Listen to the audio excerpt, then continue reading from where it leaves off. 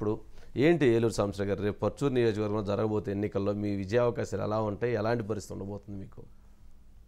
పర్చూరులో మళ్ళీ తెలుగుదేశం గెలుస్తుంది, damn sure ఖచ్చితంగా గెలుస్తుంది. ప్రకాశం గెలుస్తుంది, ప్రకాశం మొత్తం మా పార్లమెంటు మొత్తం 7 స్థానాలు గెలుస్తాం. ఓకే. రాష్ట్రం కూడా ఒక ప్రభంజనం. రేపు జరగబోయే ఎన్నికల్ని ప్రజలు బాధ్యత తీసుకోబోతున్నారు. అంటే ఒక కొత్త రకం రాజకీయం రేపు ఆంధ్ర రాష్ట్రం చూడబోతాం. ఏంటి ఆ ప్రపంచం ఎలా ఉండబోతుంది అంటారు? ఒక 2 పొలిటికల్ పార్టీల మధ్య సమస్య కాదు రేపు. జనంకి ఒక అధికారం మదం ఎక్కిన ఒక రాజకీయ పార్టీకి మధ్య జరుగుతున్న యుద్ధం రేపు. ఈ యుద్ధంలో గెలుపు జనంది కావాలి, ప్రజలది కావాలి. ప్రజలది కావాలి అంటే ఆ పార్టీ మత్తు వదలాలి, ఆ పార్టీకి దెబ్బ పడాలి.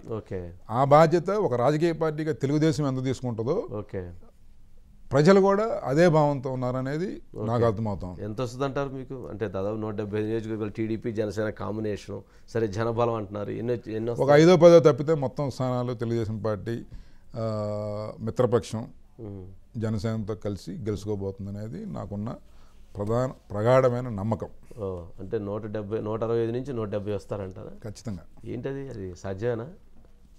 అంటే 4 మాయమాటలు చెప్పిన జగన్మోహన్ రెడ్డి గారికి 151 సీట్లు ఇచ్చిన ప్రజలండి ఈరోజు ఇన్ని కష్టాలు బాధల మధ్య ఈరోజు రాష్ట్రంలో ఉన్న పరిస్థితి తలుచుకుంటే చాలా ఒక భయానకమైన సిచ్యువేషన్ ఉంది.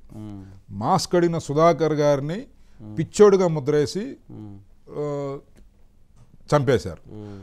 అలాగే ఒక కరోనా సమయంలో పోలీసుని వ్యతిరేకించాడని చెప్పి ఒక కిరణ్ అనే యువకుడిని ఇట్లాగా చెప్పుకుంటూ పోతే కొన్ని వందల మంది వాయిస్ని నొక్కటం కోసం ప్రభుత్వం పనిగట్టుకొని కుట్రబన్ని వారి మీద తొక్కి ఆ ప్రాణాలను హరించి దానికి మళ్ళీ పబ్లిసిటీ ప్రభుత్వమే ఇస్తుంది.